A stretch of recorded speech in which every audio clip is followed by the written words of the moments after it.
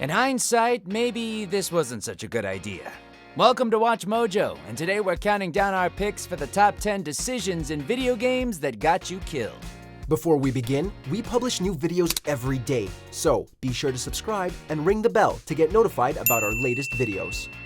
For this list, we'll be looking at the choices that ended in death for player characters. We're avoiding cases where the player can direct their avatar to commit suicide, instead solely focusing on the decisions with deadly outcomes caused by external circumstances. Fair warning, spoilers and immediate regrets will be plentiful. I'm Todd Habercorn, and I've made plenty of decisions that should have ended in my demise. Going back for seconds at Thanksgiving dinner, trying to be the first in the theater for Twilight Breaking Dawn Part 2, and saying, "Dubs rule!" in a crowded manga library, to name a few. So, bring it on, list. Let's get ready to Mojo! Look into my eyes and tell me you want me. Tell me you'd kill for me. Anything I want. Number 10, foregoing Morrigan's ritual. Dragon Age Origins. I have a plan, you see. A way out. The loop in your hole. Sometimes doing the right thing means more than just a lost opportunity. Leading up to the final battle against the Blight, it's made clear that the Grey Warden will lose their life immediately upon slaying the malevolent archdemon. Morrigan, resident companion and possible romantic option, then presents another option. Partake in a sexual ritual with her so as to channel the archdemon's life force into their unborn child. Hey, this dragon mattress ain't gonna use itself. Not at all. It will become something different. A child born with the soul of an old god. For those players electing to follow a more virtuous path, the decision to refuse Morrigan and go through with the original plan only reinforces the bittersweet heroism of the Warden's quest.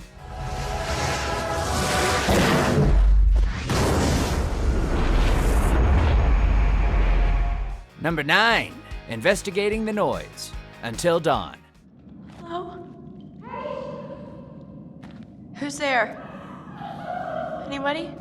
Over the course of the gruesome events that make up this glorious homage to the campy slashes of the past, many a choice is made where the consequences aren't always apparent until much later. One notable exception comes in the game's 9th chapter, when Ashley is temporarily separated from the other survivors and hears a strange noise. Should you choose to follow the sound, it takes you to a trap door and Ashley gets decapitated, with the possibility of Chris sharing the same fate. It's quite possibly the most shocking moment in the whole game, but for the sudden brutality of its violence and because it handily illustrates how dire an outcome can result from one's actions. What's the lesson here? Don't be curious. Oh my god, Ash! Oh my god, Ash! Number 8, eating mackerel. Nier Automata. Games that partake in joke endings and half-serious death scenes never fail to be memorable, but our girl 2B might have set the new gold standard in messing with the audience. Among the assorted ways in which to prematurely end the plot, players can happen upon a vendor offering a portion of mackerel, who warns of its devastating effect on androids. Immediately defying said warning by consuming the mackerel loads a short text sequence that explains how, despite being an enjoyable snack, it's still predictably lethal.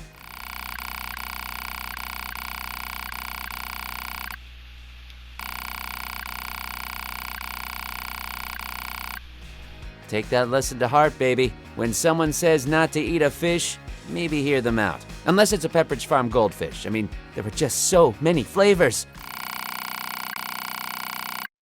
Number 7, kicking Hitler in the face. Wolfenstein 2, The New Colossus. Oh ja, schmeckt. Gut. Das ist magisch. Ja, magisch. Look, we know it's tempting, but there's work to be done. Late in this Nazi-busting sequel, Resistance fighter BJ Blazkowicz ends up in the middle of a film audition as part of his mission to infiltrate a Nazi base on Venus. Said audition is for the part of BJ Blazkowicz, in a propaganda film conceived of and overseen by the now senile and ailing Adolf Hitler. Spielen Sie die Rolle. Füllen Sie die Rolle. While players are expected to guide BJ to the performance booth for a scene, the reality is many folks couldn't resist taking advantage of Hitler lying on the floor in a vulnerable state. Naturally, kicking the old fascist asshole in the head doesn't really sit well with the nearby armed guards. Get ready for the pain train. Is that what you wanted? Is that what you had in mind? You Nazi asshole. Number 6. Pissing off Calo Nord. Star Wars, Knights of the Old Republic. Go away. There's a time-honored tradition of Star Wars rogues and villainous types establishing their credibility by intimidating or slaying their foes. It makes sense, then, that Knights of the Old Republic opted to do both when bringing bounty hunter Calo Nord into the fold. The player's first encounter with Nord, set in a cantina in Taurus' seedy lower city, sets the tone by having Nord cut down some persistent gang members.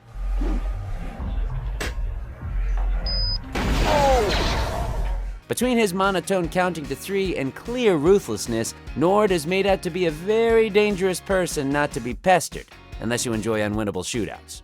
Smart.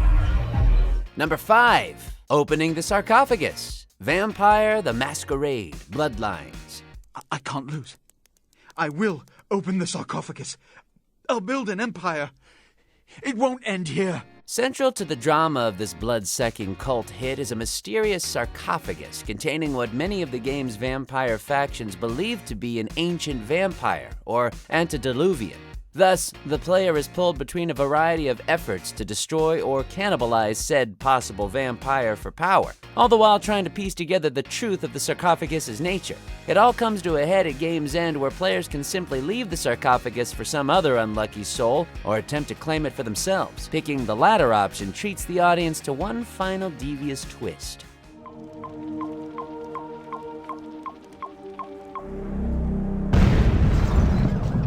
A bomb in the sarcophagus, left there as punishment for those wicked enough to seek such twisted sources of power. Hey, it happened just like you said. They never even knew what hit them. Number 4. Fighting the Beast. Infamous 2.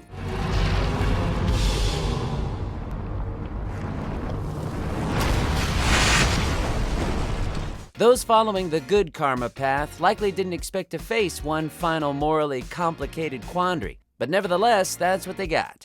Upon gaining enough strength to use the ray field inhibitor device, Cole McGrath and company learn, in painful fashion, that its activation will kill all conduits, not just their adversary, the Beast. However, with their sacrifice, they would cure untold numbers of people afflicted with a seemingly unyielding plague. I'll die if you don't. So will millions of others. While both conclusions do carry a bittersweet weight to them, seeing Cole resign himself to death in service of humanity is especially powerful, and something I totally wouldn't do in the game. Rest easy, Cole. You did good. And now you're immortalized in the annals of the PlayStation Hits library. I am scared. I am too. Number 3. Linking the Fire. Dark Souls. And beseech thee, succeed, Lord Gwyn, and inheriteth the fire of our world. One's life given to maybe save the world? Hell of a choice to make. Various times throughout the events of Dark Souls, it's made apparent that the chosen undead will eventually have to confront and replace Lord Gwyn in keeping the first flame alive. Yet what exactly that entails isn't made clear until after Gwyn fails in battle, and the player is left to sit or walk away from the flame.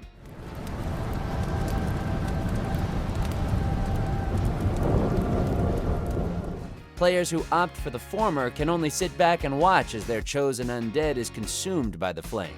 Their soul then acts as fuel to keep the Age of Fire going. Adding to the haunting nature of the scene, it's left ambiguous whether or not the sacrifice actually made a difference. A grave and arduous test of mental, yea, it shall be. Number 2. Sleeping with Morinth. Mass Effect 2. I've never understood the fascination with safety. Some of us choose differently. Befitting a game where player choice and character interactions are vital to the experience, Commander Shepard can find himself deciding whether to kill companion Samara or her daughter Morinth during a loyalty mission. Morinth's survival means she joins Shepard's crew, at which point she'll proposition Shepard to, meld with her. The catch is, Morinth's status as an ardent Yakshi means she fries the brain of anyone she mates with. But Shepard is totally able to survive any challenge in his path, right? Despite what Morinth says, going through with her proposal results in an instant game over. Hope those 5 glorious seconds were worth it, because it's time for an eternal post-coitus nap. You and I can share something so intense, so deep, it will change your life. Number 1, siding with Citra. Far Cry 3. I will lead you onto the dais, and you will be free of your past. Now that's what you call a heartbreaker. Or heart stabber in this instance. Right when Jason Brody should be celebrating following his victory over Voss and Hoyt, he's instead lured into a confrontation with the Rakyat people. Their leader, Citra, convinced that Jason is destined to be a great warrior, brings him before his captured friends so that he may kill them, thus ensuring he embraces his calling. Jason.